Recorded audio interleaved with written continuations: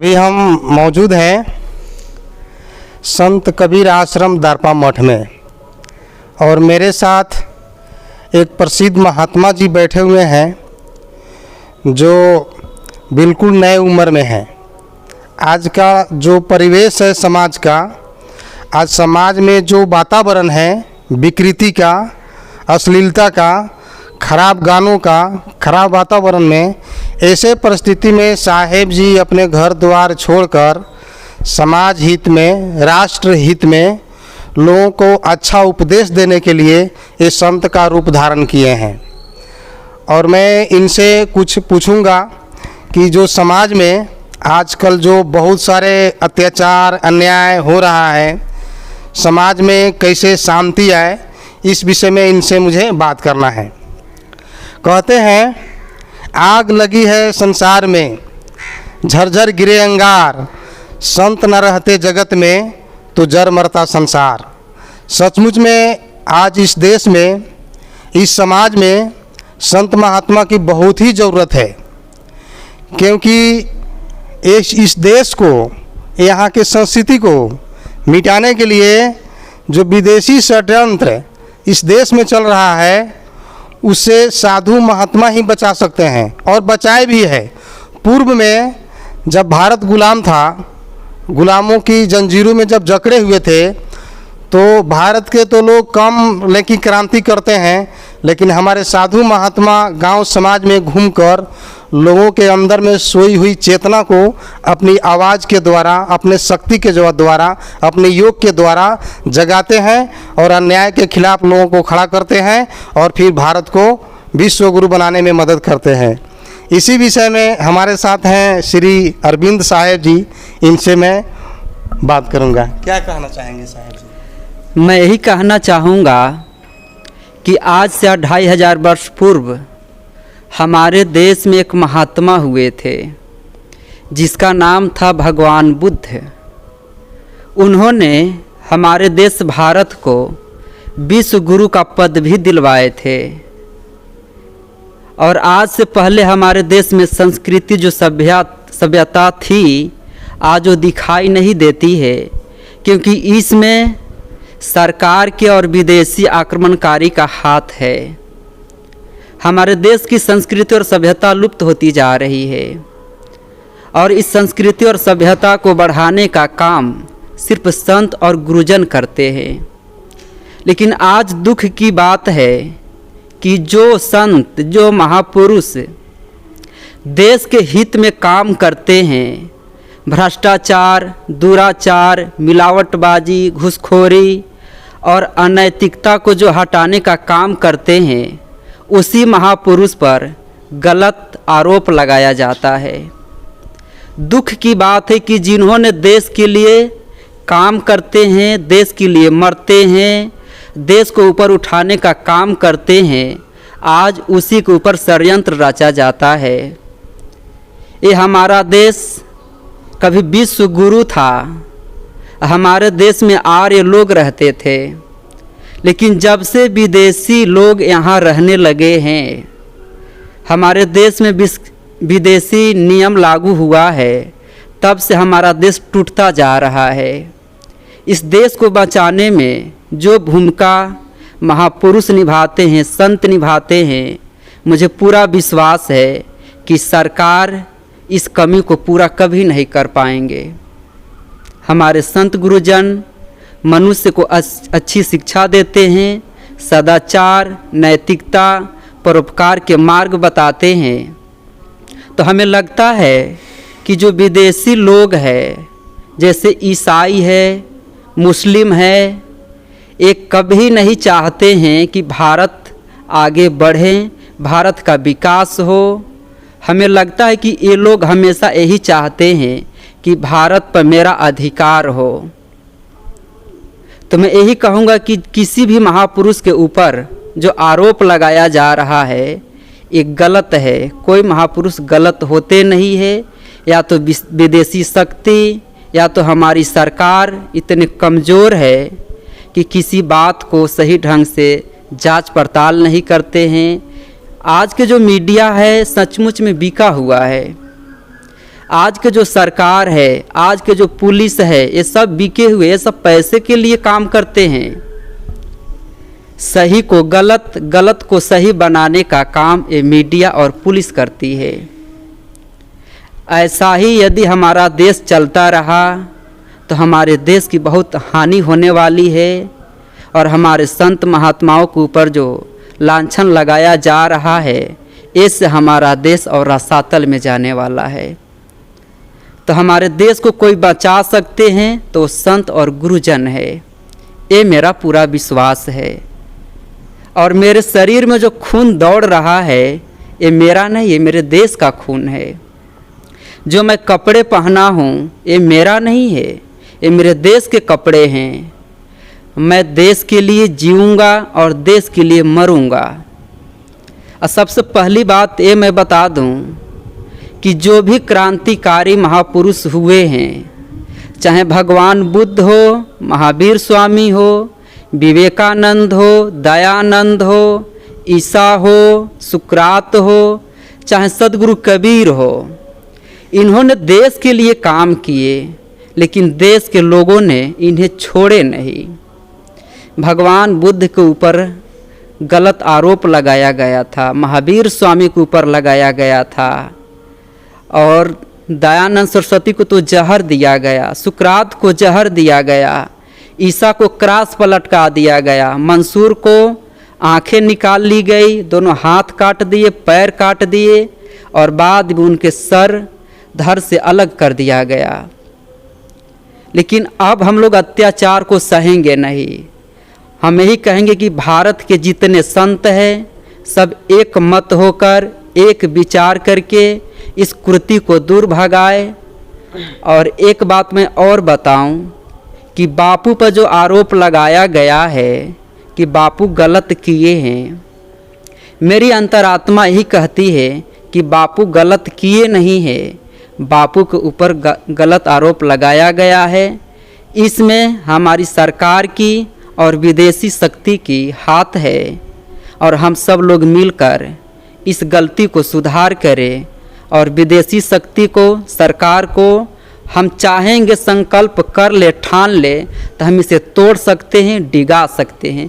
ये मेरा आत्मविश्वास है। अच्छा साहब जी, एक तरफ देखते हैं अपने देश में एक ईसाई पादरी है जिसका नाम है फ्रकोई। उसने लगभग 10 लड़कियों के साथ में, नॉन्स के साथ में बलात्कार किया, और उसको कोर्ट ने मात्र 1 महीने भी जेल में नहीं रखा, जल्दी से उनको बरी कर दिया, मतलब बेल दे दिया, बरी नहीं किया, केस अभी चल रहा है। लेकिन इसी मैटर में देखा जाता है संत श्री आसाराम जी बापू के ऊपर जो लड़की आरोप लगाया है, उसमें मेडिकल रिपोर्ट में उसको कुछ नहीं है। चाहे वो लड़की भी एक बार भी मीडिया में आकर नहीं बोली है, चाहे 164 का जो बयान है कोर्ट के अंदर में भी वो नहीं दी है कि मेरे साथ बलात्कार हुआ है। उन्होंने यही बयान दिया है कि बापूजी ने मेरे ऊपर बदनीति से हाथ रखे, बस सिर्फ इतना ही आरोप है। इस आरोप में उनको लगभग 10 साल हो गए जेल में, और उम्र कितना है उनका, 86 बरस है। अभी तक उनको बेल नहीं मिला है। और फ्रकोई को जल्दी से, जिस लड़की के साथ में उन्होंने रेप किया था फ्रकोई, वो लड़की मीडिया में आके बोल रही थी। ये बात कई चैनल वाले भी दिखाए हैं। और दूसरा, ये जो दिल्ली में जो जमा मस्जिद का इमाम है अब्दुल बुखारी, उस पर लगभग 56 से ज़्यादा केस है, आज तक उनकी गिरफ्तारी नहीं हुआ है। इस विषय में आप क्या कहना चाहते हैं? इस विषय में मैं यही कहना चाहूँगा कि जो ईसाई पादरी ने जो काम किया, तो सचमुच में वो दंड पाने योग्य था, लेकिन सरकार ने उसे बरी कर दिए। हो सकता है कि सरकार उनसे मिले हो, सरकार उनकी कुछ बातें मानते हो, सरकार की बातें ये मानते हो। अब बापू ऐसे हो सकते हैं कि बापू सरकार की बातों को ना मानते हो। बापू यही चाहते हैं कि संस्कृति सभ्यता हमारी बनी रहे, और सरकार कभी नहीं चाहती है कि संस्कृति और सभ्यता बनी रहे। हो सकता है कि बापू विदेशी शक्ति को खंडन करते हो, रोकते हो। तो ये जो ईसाई है तो विदेशी शक्ति है, मुस्लिम है, विदेशी साहब जी आप सही बात बता रहे हैं। बापूजी जो थे विदेशी शक्ति का खंडन करते थे। उनकी कई संस्था चलता था, जैसे युवा सेवा संघ, युवा सेवा संघ चलता था, ये मातृ पितृ पूजन दिवस चलता था जो वैलेंटाइन डे ईसाई मिशनरी वालों ने चलाया है। उसके बाद में संस्कृति रक्षा संघ चलता था उनके आश्रम के द्वारा, जो हिंदुओं को जो धर्मांतरण करते थे, लोग ईसाई बनाते थे, उनके खिलाफ उन्होंने अभियान चलाए थे, कई किताब लिख के बंटवाए थे। और दूसरा बात कि आदिवासी इलाकों में वो भंडारा करते थे, गरीबों का घर बनवाते थे और प्रसाद भी देते थे, सत्संग भी करते थे। तो जो लोग ईसाई बन जाते थे फिर घर वापसी करते थे। ये कारण था, उन लोगों को देखा नहीं गया। हाँ, ये हो सकता है कि जो ईसाई हैं, एक बार जो ईसाई हिंदू से ईसाई बन गया तो ईसाई कभी नहीं चाहेगा कि फिर ये हिंदू बने। हमें लगता है कि बापू ने जो ईसाई बने हैं उसे फिर ज्ञान देकर, सत्संग सुनाकर उसे हिंदू बनाने की कोशिश किए हो, तो इसमें ईसाई पादरी को दुख मिला हो और हो सकता है कि उन्होंने षड्यंत्र रचा हो इसके लिए, ये तो कहा जा सकता है। साहब जी, इंडोनेशिया से एक पादरी आया था। वो पादरी लगभग 4000 हिंदुओं को कन्वर्ट कर दिया था, वो ईसाई बना दिया था। उस पादरी का नाम था डॉक्टर सालोमन। तो उसने किसी काम से धोखे से आसाराम बापूजी के सत्संग में गया और उनका वो भक्त बन गया। अभी वो अपने कई बयान में, उनका कई यूट्यूब पर उनका वाणी भी है, वो बोलते भी हैं कि मैं धोखे से मैं ईसाई बन गया था और ईसाई धर्म गुरु भी बन गया था मैं, और कितने वो कन्वर्ट भी कर दिया, और जो मैं पाप किया था उस पाप के प्रायश्चित करने के लिए मैं फिर से ईसाई को हिंदू बना रहा हूँ। तो इस तरह का जो पादरी लोग थे उनको बापूजी मतलब बदल देते थे। तो आज का जो हिंदू समाज है, हिंदू समाज वैसे संतों को क्यों नहीं समझ पाते कि अपने ही साधु संतों को, अपने ही महापुरुष को हिंदू ही निंदा करने लगता है। कम से कम हिंदू को तो जागना चाहिए ना, उनके लिए, आपके लिए, चाहे किसी भी संत के ऊपर अत्याचार होता हो तो ऐसा होना चाहिए कि नहीं? ऐसा होना चाहिए। इसीलिए मैं कहता हूँ कि भारत के जितने संत हैं, चाहे जिस भी संप्रदाय के हो, जिसके मानने वाले हो, लेकिन हम सबको एक होना चाहिए। हमारी मान्यता हो कि हम कबीर साहब के मानते हैं, कोई राम के माने, कोई जिसको मानते हैं माने, लेकिन नैतिकता में, मर्यादा में हम एक दूसरे को साथ हो, तभी हमारा देश विश्व गुरु बनेगा। यदि हम ऐसे बांटते रहें कि हम अमुक संप्रदाय के संत हैं, आप अमुक संप्रदाय के संत हैं, तो हमारा देश एक दिन गुलाम था, हो सकता है कि भविष्य में हमारा देश फिर गुलाम बनेगा। जी बिल्कुल। आप क्या कहना चाहेंगे साहब जी? आप भी कुछ बोलिए। क्या विषय में?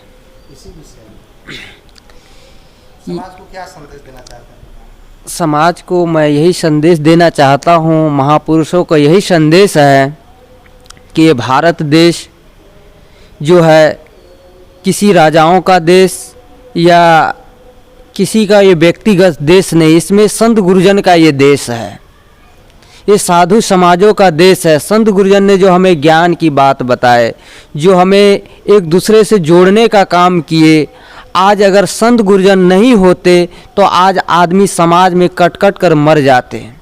ये हमारे संतों का देन है कि जिन्होंने आदमी को एक दूसरे का जोड़ने का काम किए।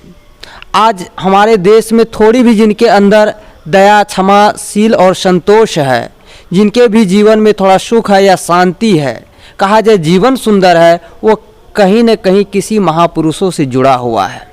अगर हमारे देश में संत नहीं होते, गुरु नहीं होते, आज हमारे देश की स्थिति और दयनीय हो जाती। साहब जी जो बात बताए हैं, मेरे साथ में जो भी दोनों महापुरुष बैठे हैं, ये जो बात बताए हैं बिल्कुल सही बात बताए हैं। भारत में जितने भी साधु संत हैं, अगर सब कोई ऐसा ठान ले, इनके जो वचन हैं, इनके वचन का जो सब पालन करें, तो भारत में कोई भी साधु संत जेल में नहीं रहेगा और भारत एक दिन में विश्व गुरु बन जाएगा। लेकिन कोई कथाकार उधर बटे हैं, कोई इधर बटे हैं, संतों में एकता नहीं है। इसलिए हम चाहते हैं कि सब संत एक हो और एक आवाज़ बुलंद हो, नहीं तो आने वाले दिन में आपका संतत्व नहीं रहेगा, आपको मानने वाला नहीं रहेगा। आप जाइए ना पाकिस्तान में, ईरान में, अफ़गानिस्तान में, दूसरे देशों में जाइए ना, आप नहीं रह सकते हैं। क्यों नहीं रह सकते हैं? कि आपकी सात्विकता वहाँ सुरक्षित नहीं रहेगा, क्योंकि उन लोगों का धर्म ग्रंथ में ही ऐसा लिखा है, मांस खाओ दारू पियो, ऐसा लिखा है, उसमें तो आप जी नहीं सकेंगे। इसलिए भारत की रक्षा करना हम सब हिंदू संत महात्मा का कर्तव्य है। अगर हम इसकी रक्षा नहीं करेंगे तो आने वाला दिन बड़ा ही खतरनाक है। आप देखे हैं पिछले 10-100 वर्ष जो भारत गुलाम रहा है उसमें कितनी उन लोगों ने तबाही मचाई है, कितनी मंदिर को तोड़ा, कितने संतों को मारा उन लोगों ने। तो कम से कम ये देखकर हर हिंदू को जागृत होना चाहिए और नेताओं को भी सुधरना चाहिए। नेता लोग जो वोट बैंक के लिए इधर उधर की बात बोलते हैं, इधर का उधर का टोपी पहन लेते हैं और हिंदुओं को गाली देते हैं, रामायण जैसे ग्रंथ को गाली देते हैं, उनको सबक लेना चाहिए। और अगर हिंदू एक हो गया ना तो नेता भी लोग भी ठिकाने आ जाएंगे। इसलिए मैं पूरे हिंदू समाज से कहना चाहता हूं कि अपने जो आदरणीय संत महात्मा है उनका आदर करें, नेताओं लोगों का आदर नहीं करें, देशद्रोहियों का आदर नहीं करें, संत महात्मा का सानिध्य ले, तभी आपको शांति मिलेगी। और ये आप देखते रहिए सत्यवादी मीडिया, आगे भी मैं किसी महापुरुष का वचन आपको सुनाऊंगा। आप सब्सक्राइब जरूर कीजिएगा, लाइक जरूर कीजिएगा, शेयर जरूर कीजिएगा। जय हिंद।